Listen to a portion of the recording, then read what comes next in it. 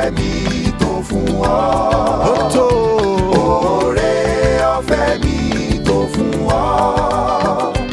Oore ọ̀fẹ́ tí kò lẹ́gbẹ́. Oore ọ̀fẹ́ mi tó fún ọ.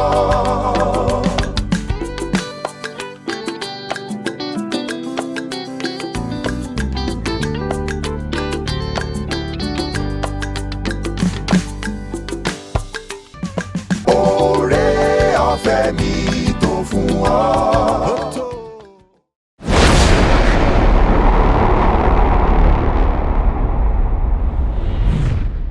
Ẹ kú dédé àsìkò yìí gbogbo olùgbọ́ àti àwọn tí a ń wò mí láti lé. A tún kú àbọ̀ sórí ètò wa, ètò yín ni ètò tí a pè ní oore ọ̀fẹ́ fún òní. A dúpẹ́ lọ́wọ́ Ọlọ́run tó tún fún wa láǹfààní lónìí. Orúkọ mi gẹ́gẹ́ bí a ṣe mọ̀ náà ni àlùfáà Abíọ́dún Adékúnlé Adékòjọ, àlùfáà ìjọ Divine Grace Baptist Church Wàkó nílùú Ìbàdàn. Ìkànnì tí ẹ ti ń gbọ́ wáyé òun náà ni ìkànnì Seed of Life Television ní Odò Ọ̀nà nílùú Ìbàdàn níbí. Ẹ jẹ́ kí a gbàdúrà. Ọlọ́run a dúpẹ́ nítorí pé ẹ tún fún wa ní àánú láti wá sí abẹ́ orí ọ̀fẹ́ yín lónìí. Lórúkọ Jésù ẹ gba ọpẹ́ wa. A gbàdúrà Olúwa wípé kí ẹ darapọ̀ mọ́ wa lónìí, kí ẹ sọ̀rọ̀ yín jáde sí ayé wa, kí oore ọ̀fẹ́ yín lè tó fún wa fún ìrìn àjò ọjọ́ ayé wa gbogbo. Jésù ọyẹ ṣe bẹ́ẹ̀, ọ̀rọ̀ yín ẹ jẹ́ ó yé wa o, ọ̀rọ̀ yín ẹ jẹ́ ó yé wa. Jésù Olúwa wa. Àmín. Hallelujah. A dúpẹ́ gẹ́gẹ́ bí mo sọ, orí ọ̀rọ̀ wa lónìí òun náà ni a pè ní dúró jẹ́ kí o sì rí. Dúró jẹ́ kí o sì rí. A kà láti inú ìwé Ẹ́kísódù orí 14 ẹsẹ̀ 9 sí 14. A ó sì tẹnu mọ́ apá a ẹsẹ̀ 13 òun ni a ó tẹnu mọ́. Ẹ́kísódù orí 14 ẹsẹ̀ 9 sí 14 kà báyìí pé àwọn ará Íjíbítì lé wọn lọ pẹ̀lú gbogbo ẹṣin àti kẹ̀kẹ́ ogun Fáráò àti gbogbo àwọn ẹlẹ́ṣin rẹ̀ àti gbogbo àwọn jagunjagun rẹ̀. Wọ́n bá wọn níbi tí wọ́n pàgọ́ sí lẹ́bàá òkun, lẹ́bàá Píáhírọ́tì ní òdìkejì Báálì Séfónì.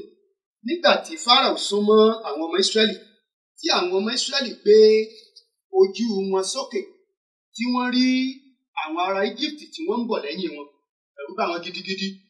Wọ́n kígbe sí Olúwa, wọ́n sì bẹ̀rẹ̀ sí sọ̀rọ̀ sí Mósè pé ṣé kò sí ibojì ní Íjíbítì ni ó fi kó wa kúrò láti wá kú sí àárín aṣálẹ̀? Irú kí ló ṣe sí wa yìí tí o kó wa kúrò ní Íjíbítì? Ṣé bí a sọ fún ọ ní Íjíbítì pé kí o fi wá sílẹ̀ ká máa sin àwọn ará Íjíbítì tí à ń sìn?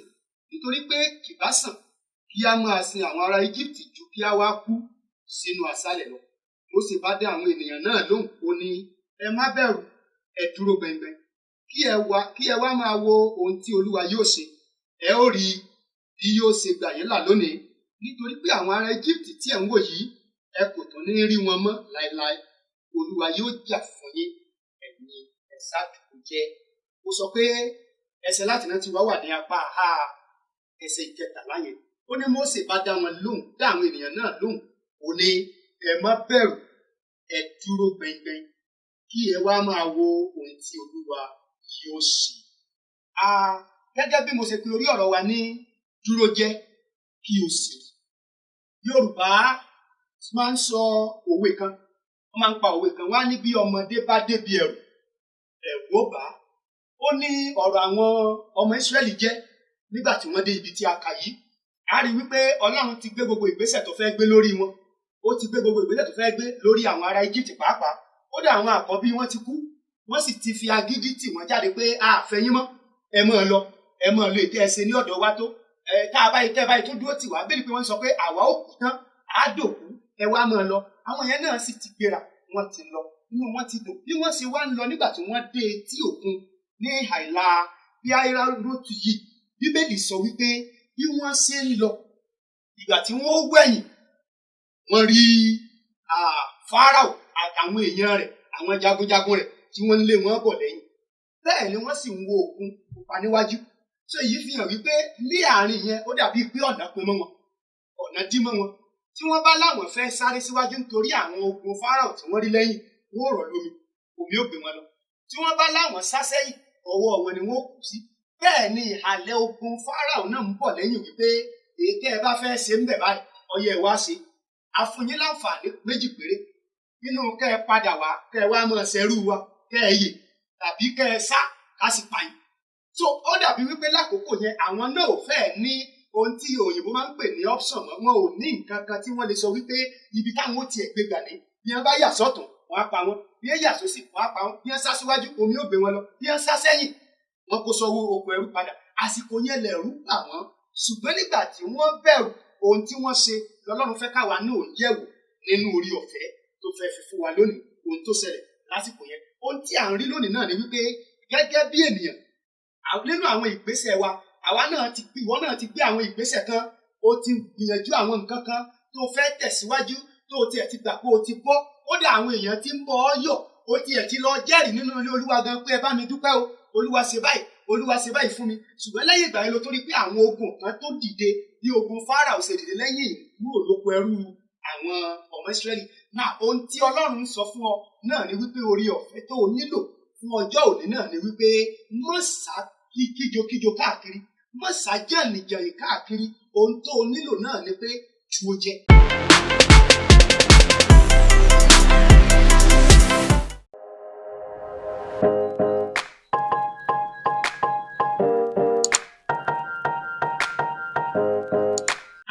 Sọ̀rọ̀ nípa èdè yìí tá a sọ pé dúró jẹ́ kí ló túmọ̀ sí? Ó túmọ̀ sí àwọn nǹkan méjì àbí mẹ́ta tí mo kíyèsí níbí. Ohun àkọ́kọ́ náà ni pé ó túmọ̀ sí ṣe sùúrù. Kódà nínú àwọn tó ń rí yìí nígbà tó dàbí wípé o ti wò pé ǹjẹ́ nǹkan yóò ti tán báyìí, àròpá ti bọ́ ni, àròpá ti lọ jẹ́rìí ni, àròpé Ọlọ́run ti kó wa yọ ni, àmọ́ káwọn kan ó tún dìde tí wọ́n tún takò wá báyìí. Ohun tí Ọlọ́run sọ fún ọ lónìí aránú Olúwa náà ni pé o nílò sùúrù, farabalẹ̀, Ọlọ́run létò fún ọ. Ohun kan kejì tí mo rí pé ó túmọ̀ sí òun náà ni pé farabalẹ̀ gẹ́gẹ́ bí mo sọ. Ohun kẹta náà ni pé má bẹ̀rù. Wọ́n sọ pé dúró jẹ́, ó túmọ̀ sí nǹkan mẹ́ta wọ̀nyí: ṣe sùúrù, fara rẹ balẹ̀, má bẹ̀rù, má gbọ̀n jènèjènè káàkiri. Tó o bá ti sá kíjokíjo káàkiri, ó dájú wípé Ọlọ́run ń bẹ fún ọ, ó ní ètò fún ayé rẹ. So a gbọ́dọ̀ ṣetán láti ṣe nǹkan kan tí mo rí nínú Bíbélì yìí. Ẹ jẹ́ a jọ sáré wò ó. Ohun àkọ́kọ́ tí mo rí nínú Bíbélì yìí ní ẹsẹ̀ ìkẹwàá òun náà ni pé bí àwọn ọmọ Ísírẹ́lì ṣe gbójú sókè nínú orí kẹrìnlá ẹsẹ̀ ìkẹwàá yẹn, wọ́n ní wọ́n gbójú sókè wọ́n wá kígbe pé Olúwa. Náà ohun tó Olúwa ń retí kí wọn náà ó ṣe nígbà tó ń dúró jẹ́ náà ni wípé náà ó dúró gbẹngbẹng pé ẹ̀yin tẹ̀ ń lé mi bú ẹ̀ mọ́ bọ̀, ìwọ tó jókòó wájú ìwọ máa bẹ̀rẹ̀. Mo gbàgbọ́ pé Ọlọ́run kan ń bẹ tó lè gbà mí, ó la wá gbọ́dọ̀ gbójú sókè sí ní àárín wàhálà àti ìdààmú yẹn. Gbójú sókè, torí pé nígbà téèyàn bá ń gbọ̀n jìnnìjìnnì káàkiri kò ní mọ tí í ṣe. Ẹ̀rù òun sì ní ìdàkejì ìgbàgbọ́, ẹ̀rù ní sọ ní dẹrú. tó má wulẹ̀ sọ́ra rẹ dẹrú ẹnì kankan. Ohun tó nílò náà ni pé kígbe pé Ọlọ́run. Nígbà tó kígbe pé Ọlọ́run ṣetán láti kó ọ yọ. Ohun kan kejì náà ni pé má máa ṣàròyé. Tí a bá wo ẹsẹ̀ ìkọkànlá yẹn, ohun tó yà mí lẹ́nu pẹ̀lú àwọn Ísírẹ́lì ni pé àwọn tí Bíbélì sọ lẹ́sẹ̀ kẹwàá pé wọ́n kígbe polúwa. Kàkà tí wọ́n fi wá dúró lórí pé wọ́n ń retí tólúwa ó ṣe yẹn, wọn ò retí mọ́, wọ́n tún kọjú ìjà sí Mósè, wọ́n tún ń ṣàròyé, wọ́n ń bá a jà. Ṣé torí bí òsílẹ̀ ní Íjíbítì ló ṣe kó wa wá bí ó ṣe kó wa wá bí? So a gbọ́dọ̀ fi eléyìí jọ àwọn ọmọ Ísírẹ́lì lásìkò yìí. Tó o bá ti dúró jẹ́, tó o farabalẹ̀, tó ń ké pe Ọlọ́run, má tún ṣàròyé mọ́. Àròyé tó lè mú un dé èyí tọ́lọ́run ti ń ṣe láyé èèyàn kò yí dànù. Má ṣàròyé, fara rẹ balẹ̀. O ti ké pé mọ̀ retí tí ó ṣe.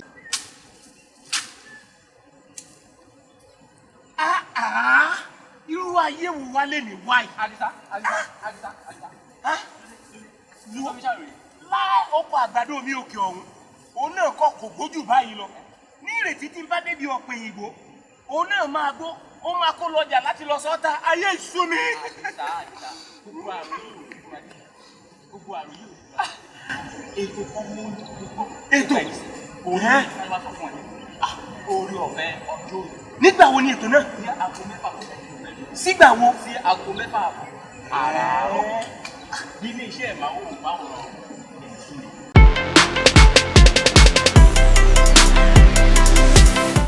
Ohun kan kẹta tá a rí náà ni pé o gbọ́dọ̀ kọ̀ láti gba kádàrá. Ọ̀pọ̀lọpọ̀ nígbà tí ọba ń la nǹkan kọjá, á ní tó ètò Ọlọ́run mú bèmí ni. Mo fẹ́ kọ́ dọ̀ lójú wípé Ọlọ́run ọ̀pọ̀ aburú mẹ́nì kankan. Ayé ní sọgbádọ̀kun, ìgbà òkun lóko fún rẹ̀.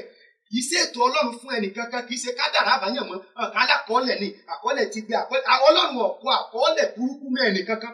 àwọn ọ̀tá àwọn èèyàn burúkú yìí bí àwọn ọmọ afárá àti Egypt lọ́mọ ń ṣiṣẹ́ yìí. Ohun tó nílò náà ni wípé sáàrí wípé ìwọ dúró jẹ́ fara rẹ balẹ̀ má gba kádàrá. Ẹ bá wo ẹsẹ̀ ìkejì láyé àwọn ọmọ Ísírẹ́lì sọ wípé ọ̀bá sàn kó o fi wálẹ̀ ká máa ṣẹrú lọ ní Egypt. Ó fi hàn pé wọ́n ti gbà pé táwọn bá tiẹ̀ ń ṣẹrú lọ gan sàn fáwọn. Má gba kádàrá o ará ní Olúwa.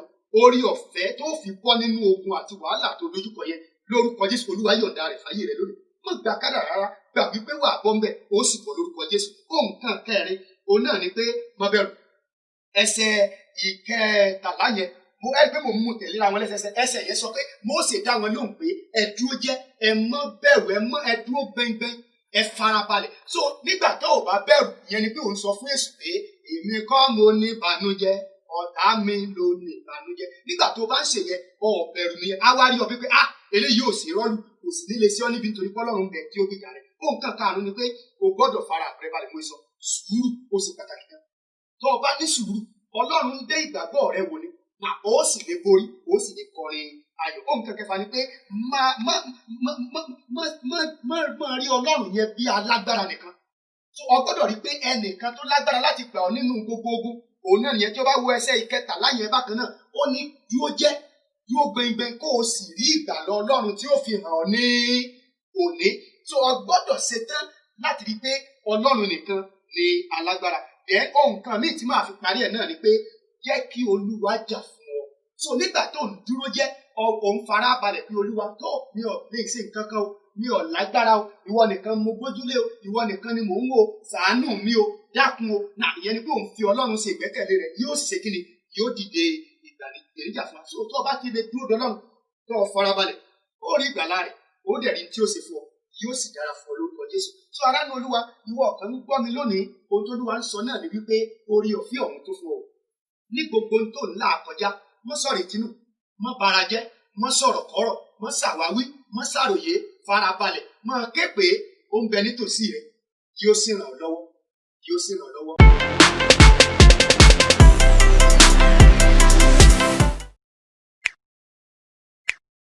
Ó ní dúró dúró dúró d'Olúwa ọ̀rẹ́ dúró dé Jésù o torí wọn ò mọ̀gbà tí ó lè dé o láti wá fún ọ lè sí àdúrà rẹ̀. O ti ń gbàdúrà tipẹ́ ó dàbí pé ìrẹ̀wẹ̀sì ti fẹ́ mú ọ pé àbí kò ní ṣẹlẹ̀ mọ́ ni àbọ̀ Ọlọ́run yìí ọ̀wá sí mọ́ ni ó ń bẹ nítòsí rẹ̀. Òun ni mo sì kéde rẹ̀ lórúkọ Olúwa ẹni tó pè mí tó rán mi níṣẹ́ pé lónìí ọ̀pọ̀ lọ́wọ́ ogun lọ́jọ́ tí à ń sọ yìí ọjọ́ yẹn ni ọmọ Ísírẹ́lì ò rí ogun yẹn mọ́. Ìwọ náà gbogbo ogun rẹ kò ní lòkùn dé bá wọn lórúkọ Jésù àlàáfíà fún yóò sì dára fún wa. Ẹ jẹ́ àgbàdúrà.